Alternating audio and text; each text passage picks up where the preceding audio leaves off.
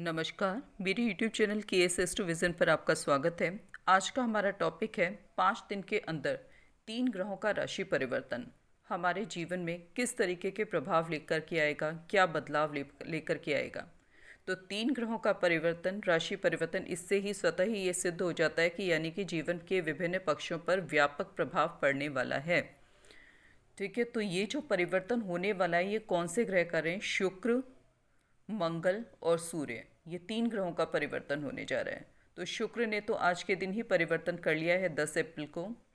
ठीक है, अब बाकी अगला जो परिवर्तन होने जा रहा है वो 14 अप्रैल को मंगल और सूर्य का भी होने जा रहा है।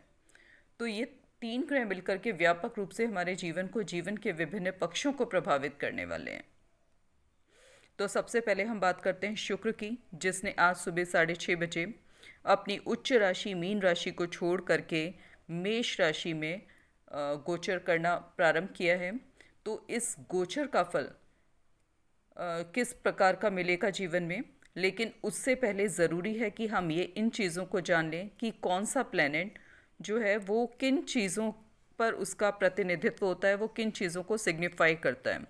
जैसे सपोज़ अब अगर हम शुक्र की बात करते हैं तो शुक्र जो होता है वो हमारे जीवन में सुख, शांति, समृद्धि, धन, ऐश्वर्य, वाहन, विवाह, सुंदरता, संगीत, संतान, वैभव, आकर्षण, इन सब चीज़ों का द्योतक होता है। ये सारी चीज़ें शुक्र के डोमेन में आती हैं।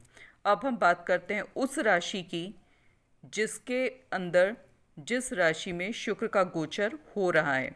तो वो राशि कौन सी है? मेष राशि। मेष राशि जो होती है उसका स्वामित्व मंगल को प्राप्त होता है।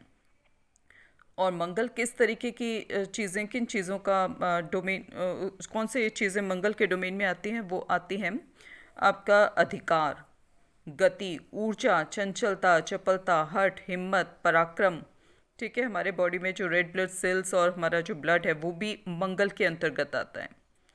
ठीक है, तो और स्टेमिना, आपकी कोई भी तुरंत निर्णय लेने की जो क्षमता होती है वो विशेष रूप से मंगल के कारण होती है। मंगल तुरंत फल देने वाला प्लेनेट होता है। ठीक है, अब उसके बाद में कौन से वो प्रोफेशन है उनकी हम बात करते हैं जो विशेष रूप से इस गोचर से प्रभावित होंगे। तो मंगल और शुक्र दोनों ही गति वाले ग्रह हैं। ठीक है, तो यहाँ पर जो प्रभाव होगा तुरंत प्रभाव। ठीक है, यानी कि वो प्रोफेशन जो जहाँ पे तुरंत निर्णय की लेने की ज़रूरत होती है वो विशेष रूप से प्रभावित होंगे इससे, इस गोचर से। तो यदि हम शुक्र की बात करते हैं तो शुक्र का हमने पहले ही बताया, शुक्र जीवन में किन चीज़ों को इंडिकेट करता है। शुक्र आमोद प्रमोद, भोग विलास, ठीक है, टूरिज्म, हॉस्पिटैलिटी, होटल इंडस्ट्री, ठीक है, इन सब चीज़ों को शुक्र दिखाता है। फिर फिल्म इंडस्ट्री होगी, वो भी शुक्र के अंतर्गत आती है। एंटरटेनमेंट इंडस्ट्री, थिएटर, इन सब चीज़ों का विचार भी शुक्र से किया जाता है। कोई भी कलात्मक चीज़, ठीक है, जिससे हमारा जीवन, हमारे सुख सुविधाओं में बढ़ोतरी होती हो, वो शुक्र के अंतर्गत आती है। ठीक है, और मंगल जो होता है, वही मंगल जो होता है वो ट्रेवल, टूरिज्म और तुरंत निर्णय लेने वाले जो प्रोफेशन होते हैं वो मंगल के अधिकार क्षेत्र में भी आते हैं। जैसे पुलिस, मिलिट्री, डॉक्टर्स, उसमें विशेष रूप से सर्जन्स, ये सारे जो प्रोफेशन होते हैं ना, ये मंगल के डोमेन में आते हैं। तो इन प्रोफेशन से जुड़े हुए जो लोग हैं उनके लिए ये गोचर लाभान्वित, शुभ फल प्रदान करने वाला साबित होगा। जबकि वो प्रोफेशन जहाँ ठहराव की ज़रूरत होती है, जहाँ जो है निर्णय तुरंत नहीं लिए जा सकते, हर चीज़ जो होती है उसमें वो टाइम टेकिंग होती है, तो ऐसे प्रोफेशंस के लिए ये गोचर बहुत ज़्यादा शुभ फल प्रदाता नहीं बन पाएगा।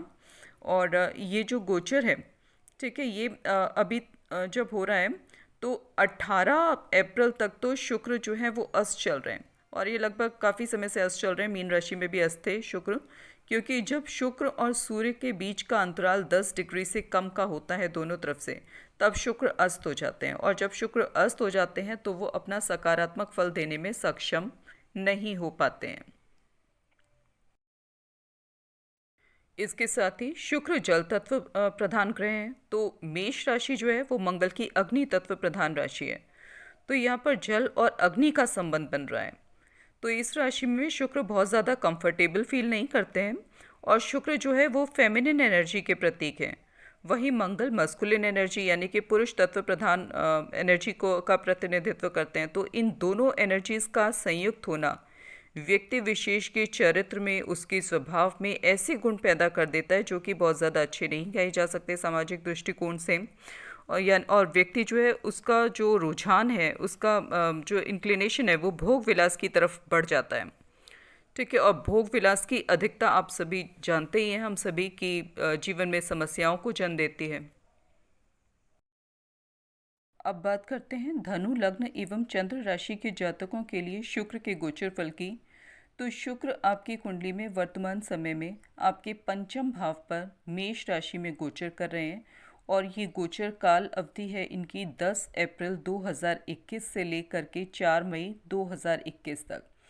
शुक्र का गोचर आपके पंचम भाव पर मेष राशि पर ही रहने वाला है इस दौरान।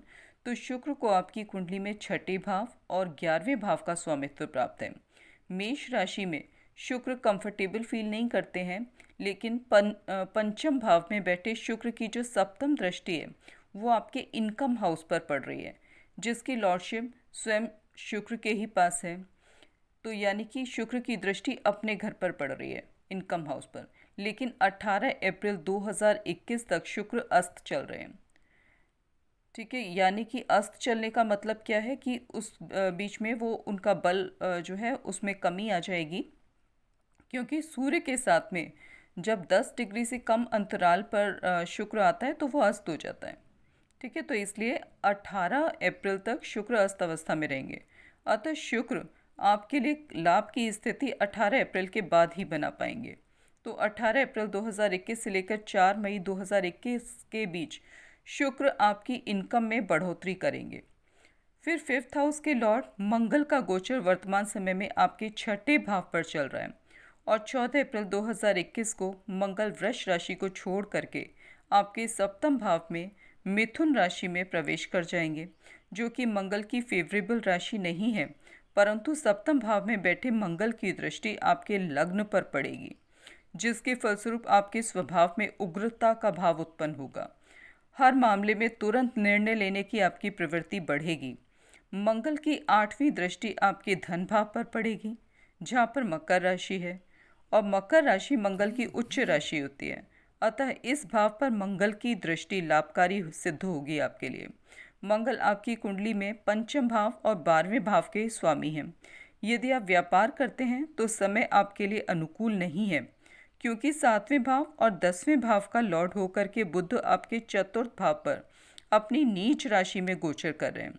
अतः किसी भी तरीके का रिस्क आप ना लें, विशेष रूप से 16 अप्रैल 2021 तक।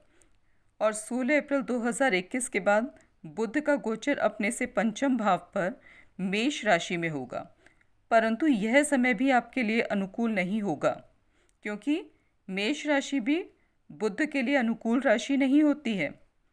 ठीक है। तो 1 मई 2021 में बुध जो है जब वो वृष राशि में प्रवेश करेंगे, तो उसके इस राशि में वृष राशि में प्रवेश के साथ ही आपके लिए कार्य क्षेत्र में स्थिति आपके लिए अनुकूल बनती हुई आपको प्रतीत होगी। यदि आपका जॉब या बिजनेस, आप जो कुछ भी करते हैं वो अगर फॉरेन लैंड से संबंधित है, ठीक है, या किसी एमएनसी को आप अपनी सेवाएं देते हैं, तो विदेशी माध्यम से आपके लिए धन में वृद्धि के योग बन रहे हैं। यदि पेशे से आप डॉक्टर या स्पिरिचुअलिटी से जुड़े हुए हैं, ठीक है, तब भी इस माध्यम से आपके लिए धन वृद्धि होती हुई दिख रही है। अब बात करते हैं सूर्य की, लेकिन किसी राशि विशेष में सूर्य की स्थिति पर चर्चा करने से पहले ये देख लेते हैं कि सूर्य हमारे जीवन में किन चीज़ों का प्रतिनिधित्व करते हैं, सूर्य के सिग्निफिकेशंस क्या होते हैं।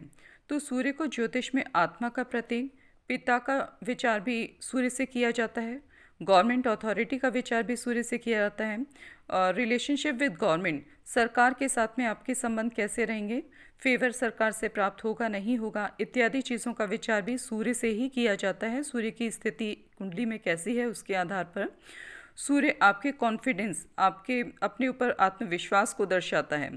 ठीक है। आपके ईगो को भी दर्शाता है, अहम की भावना को, और कैरियर और फेम का कारक भी सूर्य होता है। अथॉरिटी को भी सूर्य दर्शाता है, आपके सीनियर्स को भी सूर्य दर्शाता है, और आपकी स्ट्रेंथ और वाइटैलिटी, आपकी हेल्थ, पॉलिटिक्स, आपका आत्मसम्मान, इन सब चीज़ों को सूर्य दर्शाता है। इन सब चीज़ों का कारक सूर्य होता है। तो हमारे जीवन में इतनी सारी जो चीज़ें हैं उनका प्रतिनिधित्व सूर्य करता है। अगर आपकी कुंडली में सूर्य की स्थिति कमज़ोर होती है बर्थ चार्ट में, तब इन सारी चीज़ों से रिलेटेड जो है, जो अभी मैंने बताया जिन चीज़ों का सूर्य प्रतिनिधित्व करता है, आपको पॉजिटिव रिजल्ट्स नहीं मिल पाते हैं।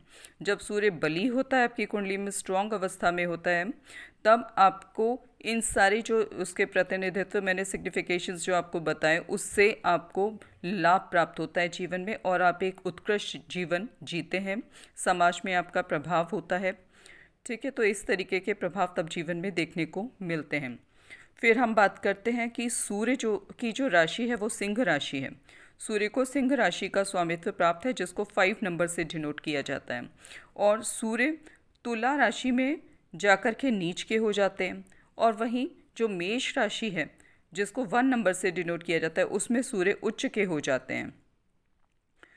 तो ये था सूर्य का विवेचन। अब बात करते हैं सूर्य का जो गोचर है, सूर्य का गोचर वर्तमान समय में आपका अपनी उच्च राशि मेष राशि में हो रहा है। तो मेष राशि में ये कैसा प्रभाव देंगे? सूर्य आपकी कुंडली में भाग्य भाव के स्वामी हैं, और 14 अप्रैल 2021 को मीन राशि को छोड़ करके आपके पंचम भाव पर मेष राशि में, यानी कि अपनी उच्च राशि में प्रवेश करने वाले हैं। तो इस राशि में सूर्य का गोचर 14 मई 2021 तक रहेगा। इस दौरान आपके ज्ञान का स्तर काफ़ी बढ़ा हुआ रहेगा। शिक्षा प्रतियोगिता की यदि आप तैयारी कर रहे हैं तो उसमें सफलता मिलेगी। Speculation activities, share trading, lottery, सट्टा इत्यादि से भी धन लाभ के योग आपके लिए बने हुए हैं। संतान सुख में वृद्धि होगी। सप्तम भाव जीवन साथी का भाव होने के साथ साथ बिजनेस का भी भाव होता है। अतः तीसरे भाव में बैठे गुरु की पंचम दृष्टि आपकी मैरिड लाइफ और बिजनेस दोनों को ही प्रोटेक्ट करेगी। तो आपके दशम भाव का लॉर्ड बुध है, जो कि 16 अप्रैल को अपनी नीच राशि मीन से निकल करके मेष राशि में प्रवेश करने वाला है, जो कि बुध की फेवरेबल राशि नहीं है। अतः यदि आप जॉब करते हैं तो कार्य क्षेत्र पर कष्ट का आप अनुभव करेंगे। विपरीत परिस्थितियों का सामना करना पड़ सकता है। जॉब छूटने के भी आसार बन सकते हैं, इसलिए आपको बहुत सावधान रहना है। अपने कार्यस्थल पर सावधानी बरतते हुए काम करना है। अपना काम ठीक प्रकार से करें। किसी भी तरीके के वाद विवाद में आप ना पड़ें, अन्यथा नुकसान आपको उठाना पड़ सकता है। तो ये था मेरा प्रेडिक्शन आपके लिए, धनु लग्न एवं चंद्र राशि के जातकों के लिए। तो यदि जो इन्फॉर्मेशन मैंने आपके साथ में शेयर की आप उससे संतुष्ट हो तो मेरे चैनल को लाइक करें, सब्सक्राइब करें, और यदि आपके कोई कमेंट्स हो तो वो भी आप कमेंट बॉक्स में पोस्ट कर सकते हैं।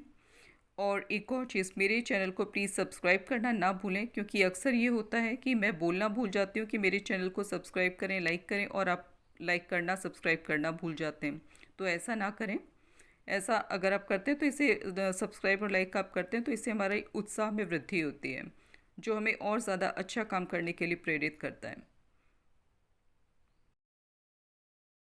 पर्सनल हॉरोस्कोप एनालिसिस के लिए आप हमें इस नंबर पे कांटेक्ट कर सकते हैं 9560263278, बट उसके लिए चार्जेस एप्लीकेबल होंगे। अब इस वीडियो को हम यहीं समाप्त करते हैं। धन्यवाद। नमस्कार। आपका दिन शुभ हो।